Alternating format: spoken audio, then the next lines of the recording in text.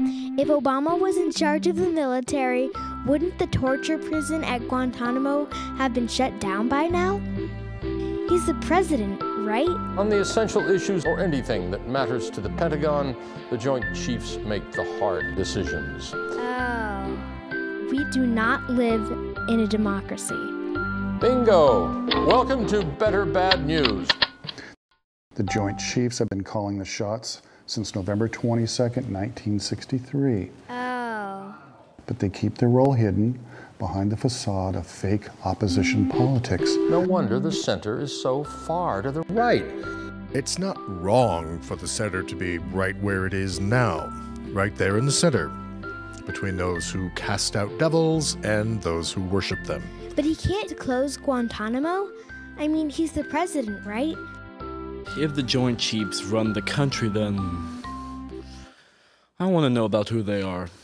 Is the head of the Joint Chiefs left-handed or right-handed? Who is the First Lady Chief? Is the president and his family really the second family, or does that go to the next Joint Chief? Do the Joint Chiefs have dogs or cats?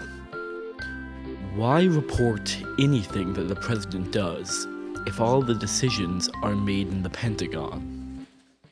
In his book, Dreams from My Father, Obama refers to the job he took after he graduated from Columbia in 1983.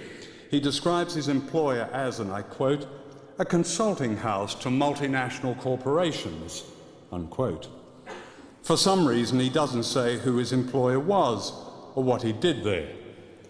The employer was Business International Corporation, which has a long history of providing cover for the CIA with covert action and infiltrating unions and the left.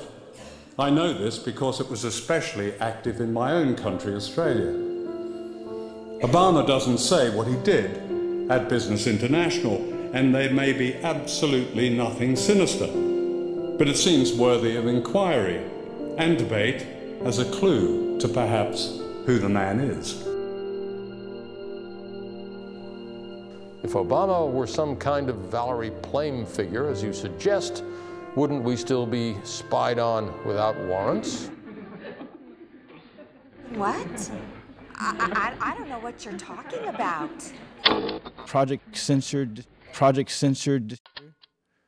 It got censored. So I wonder how many of our leaders are really working to keep us confused and in the dark. Are they compromised? I don't think we should talk about that. It's bad for the anti-war movement. It's a distraction. Uh-oh. Peter Phillips and Mickey Huff were censored for writing about the top censored stories of the year. They wrote a story about an academic paper that uncovered evidence of explosives at Ground Zero. Why have leaders of the anti-war movement been standing down on 9/11? Are they compromised? Any discussion about what really happened on 9/11, you know, that Muslims were set up to take the blame, well, that is bad for the anti-war movement because it could end the war, and that would be the end of the anti-war movement. So I can see their point. How about we all go to see a big screen 3D cartoon and just shut up about everything else, okay? We are nearing a trigger point in the new stage of chaos and confrontation, so get ready for it and stop bellyaching about being betrayed by your leaders. Those of us who belong to Oathkeepers are not going to follow illegal orders. And even soldiers who are now operating inside the United States are beginning to talk about what's going to happen to a soldier who follows an illegal order. Snow White should die. You want to be fragged by a sniper team in your own platoon? If we want to end the war, we have to challenge the basis for the war.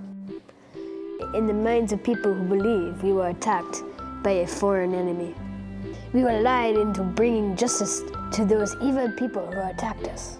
Were we really attacked by Muslims from over there?